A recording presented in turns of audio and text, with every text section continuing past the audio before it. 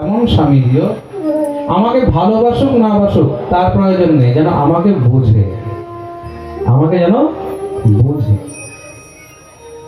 নিজেদের মধ্যে যদি আন্ডারস্ট্যান্ডিং থাকে তাহলে সেই সম্পর্ক কখনোই কিন্তু নষ্ট হয় না। বর্তমান পরিস্থিতিতে সব থেকে বড় সমস্যা হলো কিসের? সব থেকে বড় সমস্যা হলো একে অপরকে কেউ বুঝতে চায় না। ফ্রেন্ডস বলো, আগেকার দিনে সংসার হতো, আগেকার দিনে ঘরে ঘরে ডিভোর্স হতো না। আজকাল তো ঘরে ঘরে ডিভোর্স চলছে। পাড়ার মধ্যে যাও, 10টা ঘরের মধ্যে তুমি 4টা ঘরে দেখবে ডিভোর্স হয়ে বসে আছে, তাই তো? আগেকার দিনে ডিভোর্স কেন হতো না? তাদের কাছে অপশন ছিল না, অপশন ছিল না, সোজাসুজি কথা। কেন বলে অমুকের বিয়ে হয়ে গেছে, কে আর বিয়ে করবে ওকে, তাই তো? হ্যাঁ, অমুকের বিয়ে হয়ে গেছে আর কে বিয়ে করবে? অপশন ছিল না। তা যেমন আছে সেটাকে মানিয়ে নাও। আজকাল মানাবার জন্য কোনো অপশন নেই, আন্ডারস্ট্যান্ডিং নেই, কেউ কাউকে মানাতে চায় না, কেউ কাউকে বুঝতে চায় না। একজনের সমস্যা আরেকজন বুঝতে চায় না। জীবনের সমস্যা সবার হতে পারে। আপনার ঘরের মধ্যে, তো মন দিয়ে শুনবেন, আপনারও সমস্যা হতে পারে, আপনার স্ত্রীরও সমস্যা হতে পারে। তা স্ত্রীর সমস্যা স্বামীকে বুঝতে হবে, স্বামীর সমস্যা স্ত্রীকে বুঝতে হবে। পরস্পর যখন একজন আরেকজনের সমস্যা বুঝবে তখন কিন্তু আর কোনো সমস্যা হবে না। প্রেমসে বলো, তার সম্পর্ক এই সংসারে 2 প্রকারের। আজকে বুঝতে পারলেন তো? এক হলো প্রদত্ত, ঈশ্বর প্রদত্ত, আরেক হলো চয়নিত। ঈশ্বর প্রদত্ত সম্পর্ক কখনো কিন্তু ত্যাগ করা যায় না, ছাড়া যায় না।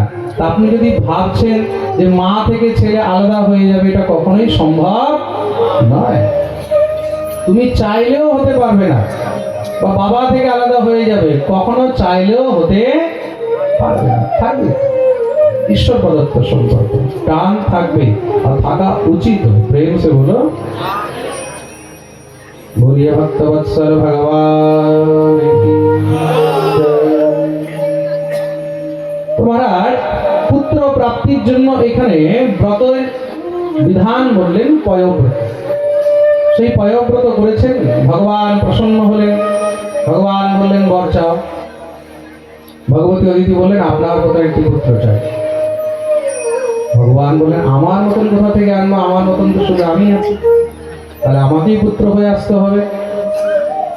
ভগবান বললেন চিন্তা নেই, আমি পুত্র হয়ে আসবো। ভগবান গর্ভে আসলেন। দেখতে দেখতে মহারাজ সময় এসে উপস্থিত হয়েছে। শ্রবণায়াম শ্রবণ দ্বাদশ্যাম মুহূর্তে অভিজিত প্রভু সর্বে নক্ষত্র তারাদ্য চক্রস্তজ্জং দক্ষিণম। শ্রবণায়াম শ্রবণ দ্বাদশ্যাম মুহূর্তে অভিজিত। ভাদ্র মাস শুক্লপক্ষ দ্বাদশী তিথি ভগবান ভগবতী অদিতির গর্ভ থেকে জন্মগ্রহণ করলেন। সেই দিনকে শ্রবণা দ্বাদশী বা বিজয়া দ্বাদশী বলা হয়। ভগবান জন্ম নিয়েছেন, ইন্দ্রের ভাই বলে নাম হলো উপেন্দ্র। দেখতে দেখতে ভগবান বাড়তে লাগলেন, নাম হলো বামন। বলিয়ে বামন ভগবান কি। এত সুন্দর লাগছে বামন ভগবানকে দেখে। তম্বটম বামনম দৃष्ट्वा মোদমানা মহর্ষয়ঃ। আহা হা,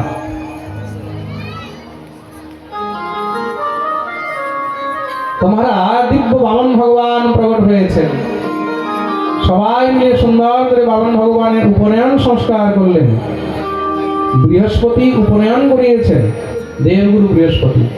ব্রহ্মা কমণ্ডলু দিয়েছেন, চন্দ্রমা দণ্ড দিয়েছেন, পৃথিবী মৃগচর্ম দিয়েছেন, সপ্তঋষিরা কুশের আসন দিয়েছেন, ভগবতী অন্নপূর্ণা ভিক্ষা দিয়েছেন। খুব সুন্দর বামন ভগবান আমাদের মধ্যে সাজানো হয়েছে। বামন ভগবানকে নিয়ে আসা হচ্ছে, আপনারা দর্শন করবেন।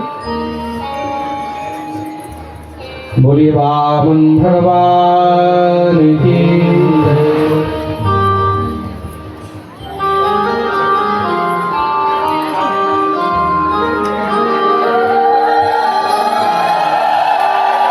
সবাই মিলে দিব্য বামন ভগবানের পুজো আরম্ভ করলেন। বামন ভগবান ভিক্ষা করতে বেরিয়েছেন। রাজা বলির দুয়ারে।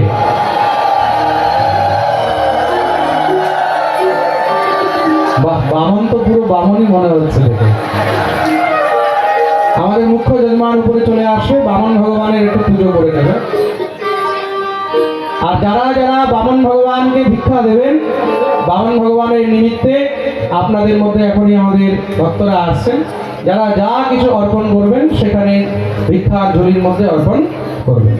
বলি বামন ভগবান কি জয়। রাজা বলির দুয়ারে বামন ভগবান ভিখারি হয়ে আসে। তোর দুয়ারে ভিখারি আজ স্বয়ং ভগবান, তোর দুয়ারে ভিখারি আজ স্বয়ং ভগবান, তোর দুয়ারে ভিখারি আজ স্বয়ং ভগবান, তোর দুয়ারে ভিখারি আজ স্বয়ং ভগবান।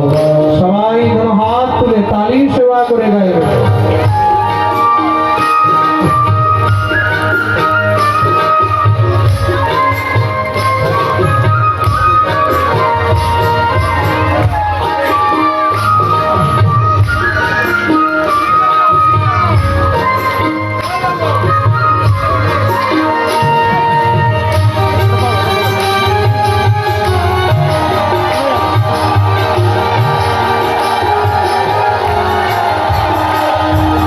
ভিক্ষা দিলেই তোরে আমার রইবে কাহিনী, ভিক্ষা দিলেই তোরে আমার রইবে কাহিনী, ভিক্ষা দিলেই তোরে আমার রইবে কাহিনী, ভিক্ষা দিলেই তোরে আমার রইবে কাহিনী। ত্রিভুবনে সর্বশ্রেষ্ঠ রইবি রে তুই জানি, ত্রিভুবনে সর্বশ্রেষ্ঠ রইবি রে তুই জানি।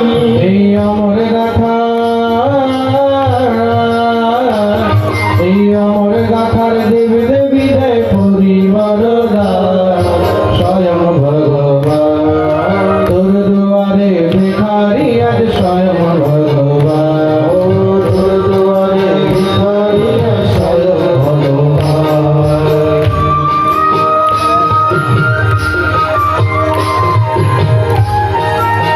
বলিয়ে বামন ভগবান কি।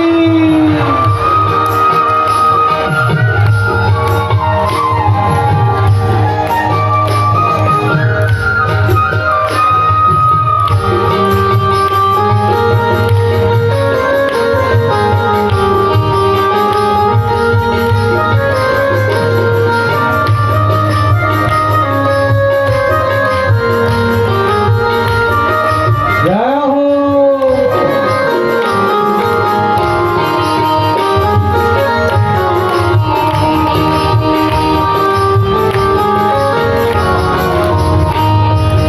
বিশ্ব চরাচর হলো দুঃখেরই বাসা, বিশ্ব চরাচর হলো দুঃখেরই বাসা, বিশ্ব চরাচর হলো দুঃখেরই বাসা, বিশ্ব চরাচর হলো দুঃখেরই বাসা। তোর কাছে ভিক্ষা পাবো করেছি আশা, তোর কাছে ভিক্ষা পাবো করেছি আশা, তোর কাছে ভিক্ষা পাবো করেছি আশা, তোর কাছে ভিক্ষা পাবো করেছি আশা। জগতের নাথ অগ প্রভু দয়াময়, জগতের নাথ অগ প্রভু দয়াময়। সকলই তোমার আমি উপলক্ষ হই, সকলই তোমার আমি উপলক্ষ হই। সারাটা সংসার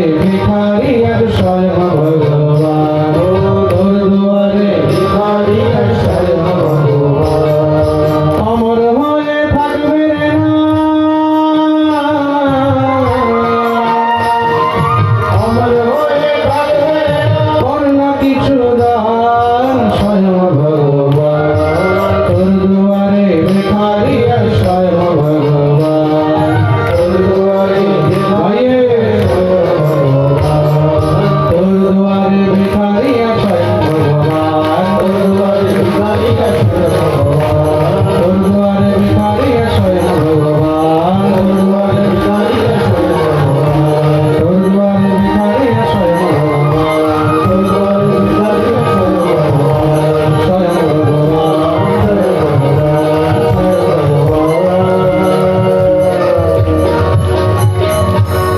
बोलिए बामन भगवान की जय।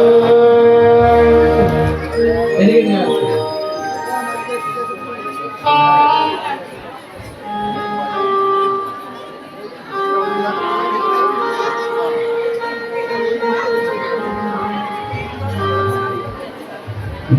যে যেই রূপে থাকে তখন তার মধ্যে ভগবান সেই রূপে বিদ্যমান থাকে। তো মন্দিরে শুনিও না, প্রেম সে বল। আমি ব্যাসপীঠে বসে আছি, আমার বাবা পাঠে এসেছেন, তিনি প্রণাম করছেন। আমার তো ভয় হয়ে গেছে প্রথমবার। আমি পাঠ থেকে নেমে রাত্রেবেলায় বাবার চরণে পড়ে জিজ্ঞাসা করছি, বাবা আপনি কেন প্রণাম করলেন ওখানে আমাকে? তো বাবা বললেন, আমি তোকে প্রণাম করিনি রে, আমি ওই ব্যাসপীঠকে প্রণাম করেছি। আর ব্যাসপীঠে যে বসে আছে সে আমার পুত্র হলেও সেই সময়ের জন্য সে ব্যাস। এখন উনি বামন হয়ে এসেছেন, সে শিশু হলেও বাচ্চা হলেও এখন তিনি প্রণম্য। প্রেম সে বলো, बोलिए वामन भगवान की। বামন ভগবান রাজা বলির দ্বারে এসেছেন। রাজা বলি বামন ভগবানকে দেখে সঙ্গে সঙ্গে দৌড়ে এসে স্বাগত করলেন। स्वागतं ते नमस्तुभ्यं ब्रह्मन् किं करवामते ब्रह्मर्षीणां तपः साक्षात् मन्ये त्वार्य वपुरधरम्। আসুন আসুন প্রভু, আজ আপনার দর্শন করে মনে হচ্ছে আমার এই যজ্ঞ ধন্য হয়ে গেল, আমার বংশ, আমার কুল, আমার সমস্ত সব কিছু ধন্য। বলুন আমি আপনাকে কি দিতে পারি? गां कांचनं गुणवद्धां मृष्टं तथान्न पेयम् उत वा विप्रकन्यां ग्रामान् समृद्धान् सुरगान् गजान् वा रथांस्तथार्हत् तमसं प्रतीच्छ। আপনি যদি বলেন তাহলে আপনাকে সোনা, হীরা, মণি, মুক্তা, অর্থ সম্পত্তি যা বলবেন আপনাকে দেবো। বামন ভগবান বললেন, না না এইসবের কোনো প্রয়োজন নেই, বলুন না আপনাকে কি দেবো। দেখুন বামন ভগবান কিছু চাইছেন না, রাজা বলি নিজের তরফ থেকে যেচে দান করছে। এটাই হলো শ্রেষ্ঠ দান। এটা কি? জোরে বলুন, প্রেম সে বলুন। তার কাছে চাওয়া এটা হলো যাচকতা। আর ভগবান চাননি, দাতা যেচে দিচ্ছে। দাতা যদি যেচে দান করে সেটা হলো শ্রেষ্ঠ দান। তো মন্দিরের সঙ্গে কিন্তু কেউ চাইলে অনেকেই দিতে পারে, কিন্তু না চাওয়া অবস্থাতেও নিজের শ্রদ্ধায় কাউকে দেওয়া এটা হলো শ্রেষ্ঠ দান। প্রেম সে বলো। রাজা বলি এত কিছু বলছেন, এই চাই ওই চাই, যা চাই বলুন। বামন ভগবান বললেন, কিচ্ছু চাই না। তো বলুন না আমি আপনার কি সেবা করতে পারি? বলি রাজন যা চাইবো তুমি দেবে? বলে কথা দিলাম। ভগবান বললেন, পদানি ত্রিণি দত্তম মে সম্মিতানি পদানি। যদি দিতেই হয় তাহলে আমাকে 3 পদ ভূমি দাও, 3 পা ভূমি। বলি বললেন, আপনি দেখতে যত ছোট আপনার বুদ্ধিও তত ছোট। 3 লোকে রাজা বলির কাছে আপনি কি চাইলেন? 3 পদ ভূমি। আরে আপনি আমার কাছে সমস্ত রাজ্য চেয়ে নিতেন, তাও দিয়ে দিতাম। ভগবান বললেন, আমাকে বেশি কিছু চাই না, এই 3 পদ ভূমি দিলেই আমার কাজ হয়ে যাবে। ঠিক আছে মহারাজ, যেখান থেকে ইচ্ছা সেখান থেকে মেপে নেন। ভগবান বলেন, এইভাবে না, সংকল্প করে দিতে হবে। যখনই বলেছেন সংকল্প করে দিতে হবে, গুরু শুক্রাচার্য যজ্ঞশালায় বসে বসে বিচার শুরু করলেন, এটা আবার কেমন ব্রাহ্মণ, এত কিছু দিতে চায় আমার চেলা, কিছু নিতে চায় না, শুধু 3 পদ ভূমি। যখনই তিনি ধ্যান লাগিয়ে দেখেছেন, দেখি তো এটাকে, ওরে বাপরে। শুক্রাচার্য দেখলেন, জানষ্টিকীর্ষিত বিষ্ণু শিষ্যম প্রাহবিদাম। এ তো স্বয়ং বিষ্ণু, আমার শিষ্যের সব কিছু হরণ করে নিয়ে চলে যাবে। দৌড়ে এসেছেন এই সময় রজনী সাক্ষাৎ ভগবান বিষ্ণুরব্যঃ কশ্যপোদিতের জাতা দেবানাং কার্যসাধকঃ। এই বলি, একে কিচ্ছু দিবি না, তোর কাছে 3 পদ ভূমির জায়গায় সমস্ত সব 3 লোক নিয়ে চলে যাবে। জানি সে কে? সাক্ষাৎ বিষ্ণুরব্য, স্বয়ং বিষ্ণুর অবতার। এই সদৈবচনে সাক্ষাৎ ভগবান বিষ্ণুরব্য। বিষ্ণু নয়, ভগবান বিষ্ণু। তার মানে শুক্রাচার্য জানে আর মানে যে বিষ্ণুই হলো স্বয়ং ভগবান। রাজা বলি গুরুদেবকে বললেন, গুরুদেব কি বলছেন আপনি? সত্যি ভগবান? বলে হ্যাঁ। তা যেই ভগবানের দ্বারে সব জগতের জীব চাইতে যায়, সেই ভগবান আমার দ্বারে চাইতে এসেছে, আমি তাকে কি করে ফিরিয়ে দিই? প্রতিশ্রুত্য দদামিতি প্রহ্লাদীকৃত যথা। আমি প্রতিশ্রুতি দিয়েছি, কথা দিয়েছি, আমি ওনাকে দেবো। কেন দেব? গুরুদেব বললেন, তুই আমার কথা শুনছিস না, গুরু অবজ্ঞা করছিস, যা অভিশাপ দিলাম, তুই শ্রীহীন হয়ে যাবি। গুরুদেব অভিশাপ দিলেন, গুরুর অভিশাপ মাথায় পেতে নিল, কিন্তু গোবিন্দকে ত্যাগ করেনি, গুরুকে ত্যাগ করে দিল। গুরুদেব বলল, আমি গেলাম। বলি বলছে, যাও। এমন গুরুরও দরকার নেই যেই গুরু শিষ্যকে ভগবত বিমুখ করে। খুব মন দিয়ে শুনবে। কোন গুরু যদি বলছে তুমি হরি ভজন ছেড়ে দাও, কৃষ্ণ ভজন ছেড়ে দাও, গোবিন্দ বিমুখ হয়ে যাও, শাস্ত্র বলছে এমন গুরুকেও ত্যাগ করে দেওয়া উচিত। যাকে প্রিয় ন রাম বৈদেহি তজিয়ে তাহি কোটি बैरी समयद्यपि परम स्नेही। যদি ভগবান গুরুর প্রিয় না হয় তাহলে সেই গুরুকে ত্যাগ করলেও কোনো দোষ নেই। এমন মাতাকেও ত্যাগ করো, পিতাকেও ত্যাগ করো। পিতা তজো প্রহ্লাদ, প্রহ্লাদ নিজের পিতাকে ত্যাগ করে দিয়েছে। তো মন দিয়ে শুনবে কিন্তু। ভরত মেহতারি, ভরত নিজের মাকে ত্যাগ করে দিয়েছে। কাকে? কৈকেয়ীকে। ভরত বলেছে না কৈকেয়ীকে, আজ থেকে তুমি আমাকে পুত্র বলবে না, আজ থেকে তুমি আমার মা নও। কেন? তুমি আমাকে আমার প্রভু শ্রী রাম থেকে বিচ্ছেদ করেছ। মাকে ত্যাগ করেছেন ভরত, পিতাকে ত্যাগ করেছেন প্রহ্লাদ, গুরুকে ত্যাগ করেছেন বলি। কেন? তারা হরি বিমুখ করেছে। ভগবান বলির দিকে তাকিয়ে রয়েছেন। বলির সেবককে ডাকলেন, জল নিয়ে এসেছে। সেবক কমণ্ডলু থেকে জল পড়ছে না, মনে হয় নালের মধ্যে কিছু আটকিয়ে আছে।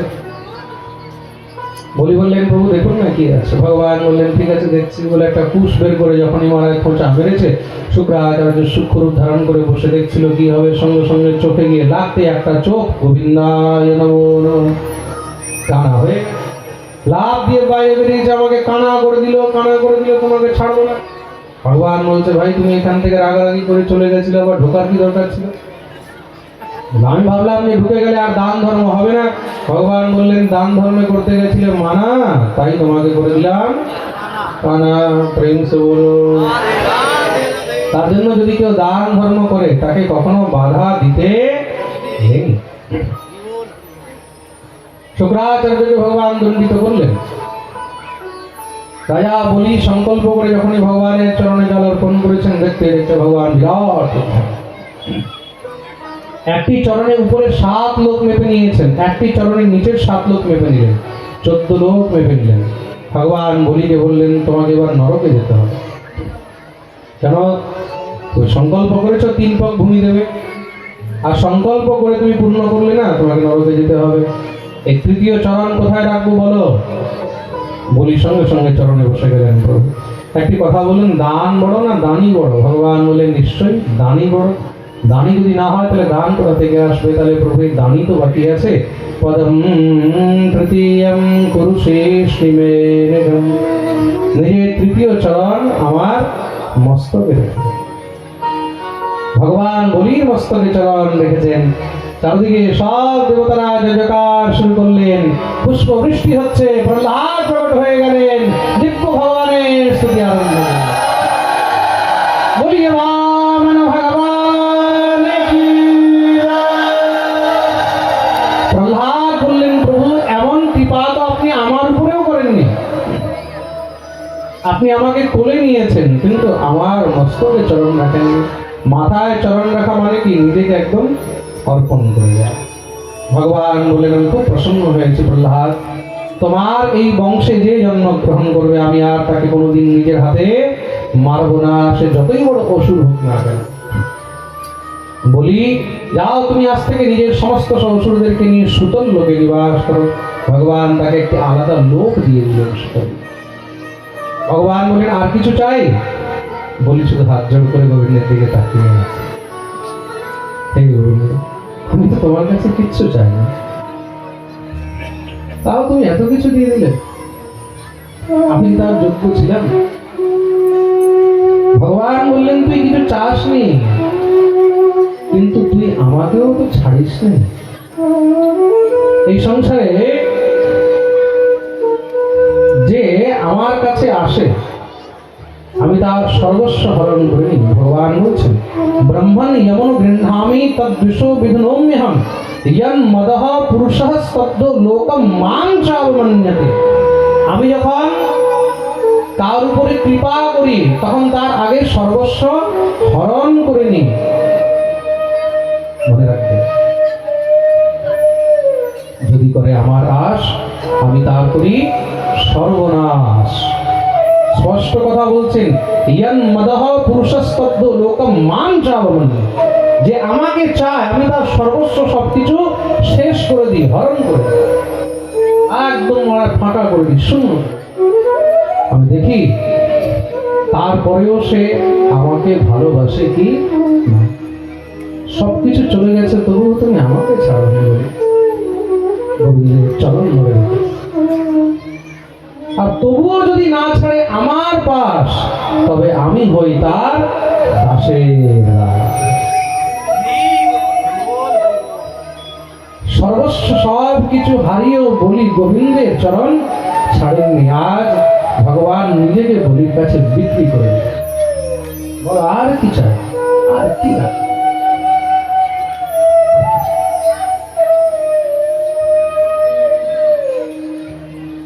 প্রভু, আর কিছু চাই, শুধু তোমার চরণ ছায়া দিয়ে রেখো। ভগবান বললেন, যাও, আগামী মন্বন্তরে তুমি ইন্দ্র হবে, কৃপা করো। ভগবান কৃপা করে অন্তর্ধান হয়েছে। রাজা হরির উপরে ভগবান কৃপা করলেন। শ্রী সুখদেব প্রভু বামন চরিত্রের বর্ণন সহ বলিয়ে বামন ভগবান কি। তপস্যাৎ ভগবান মৎস্য অবতার নিয়ে রাজা সত্যব্রতের উপরে কৃপা করেছেন। এই সত্যব্রতই পরে গিয়ে বৈবস্বত মনু হলেন।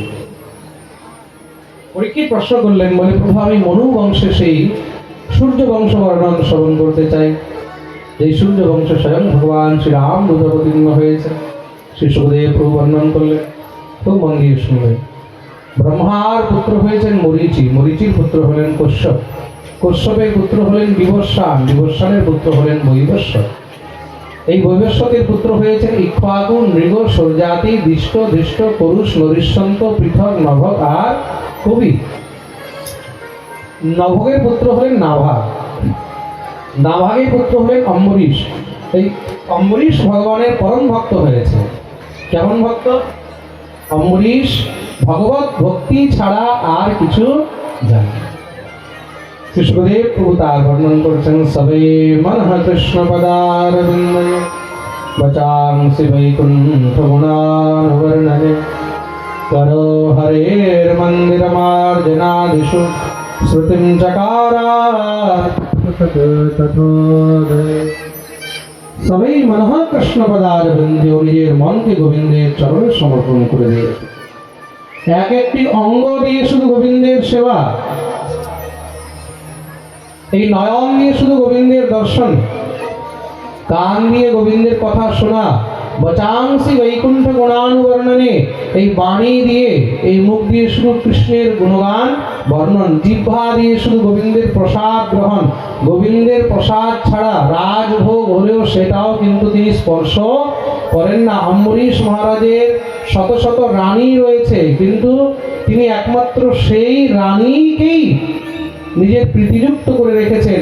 একমাত্র তাকেই ভালোবাসেন যেই রানী কৃষ্ণ ভক্ত।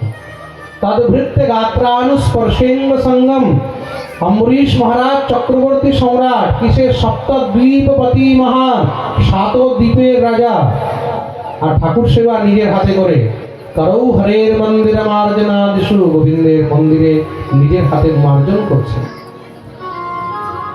तो मंदिरेर संगे কিন্তু নিজের হাতে মোছা লাগাচ্ছে আমরা একটুখানি পয়সা হয়ে গেলে ঠাকুর সেবার জন্য চাকর রাখছি লোক রাখছি কিন্তু ঠাকুর সেবার জন্য আমাদের কাছে সময় নেই নিজের হাতে পুষ্প চয়ন করে নিয়ে আসে ঠাকুরের জন্য মালা বানায় ঠাকুরের শৃঙ্গার করে ঠাকুরকে স্নান করায় গোবিন্দের সেবা নিজের হাতে যেই ভৃত্য যেই চাকর গোবিন্দের গুণগান করে অম্বরীশ গিয়ে তাকে বুকে জড়িয়ে ধরে তাকে আলিঙ্গন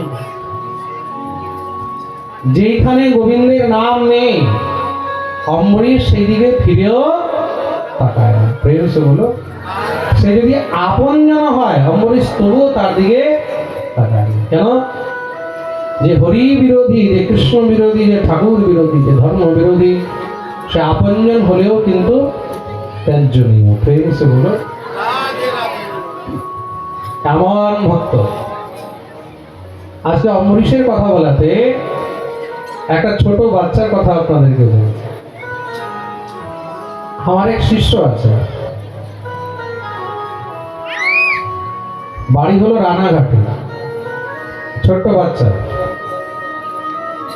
হয়তো বেশি থেকে বেশি 9-10 বছর বয়স হবে তার নাম হলো রূপম মন্দিরের সঙ্গে কিন্তু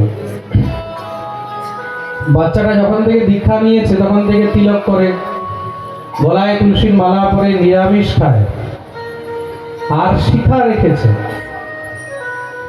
তো মন্দিরের সঙ্গে কিন্তু শিখা রেখেছে তিলক করে গলার মধ্যে মালা পরে তিলক মালা পরে শিখা করে স্কুলে যায় বলে স্কুলে তাকে ক্রিটিসাইজ করা আরম্ভ করে দিয়েছে রানাঘাট কেন্দ্রীয় বিদ্যালয়ে পড়তো সেখানে তাকে ক্রিটিসাইজ করা শুরু করে দিয়েছে এত ক্রিটিসাইজ করেছে তার মা বাবা গিয়ে ওখানে কমপ্লেন করছে তার প্রিন্সিপাল তাকে বলছে আপনার বাচ্চাকে তাহলে আপনি অন্য কোথাও নিয়ে যান এখানে তিলক মালা করে চলবে না বিশ্বাস করবেন না ওই বাচ্চা ওই স্কুল ছেড়ে দিয়েছে মা বাবাকে বলছে আমি স্কুলেই পড়বো না যেখানে আমাকে তিলক মালা করতে দেবে না সেখান থেকে আরেক স্কুলে ভর্তি করতে নিয়ে গেছে রানাঘাটে আরেকটা স্কুল আছে রানাঘাটের পাশে আরাংঘাটায় বন্ধন স্কুল নামও আমি বলে দিচ্ছি বন্ধন স্কুল তা সেইখানে যখন ভর্তি করাতে নিয়ে গেছে সেই স্কুলের প্রিন্সিপাল তাকে সব থেকে আগে বলছে শিখাটা কেটে আয় শিখাটা বিচার করে দেখুন একটা হিন্দুর বাচ্চাকে এইভাবে বলতে পেরেছে কোন মুসলমানের বাচ্চাকে বলতে পারতো কখনো কখনো ভাবি কি আমরা এই ভারতবর্ষেই থাকছি ভারতের মধ্যেই থাকছি এই ভারত ভূমির মধ্যে থেকে এখানে একটা হিন্দুর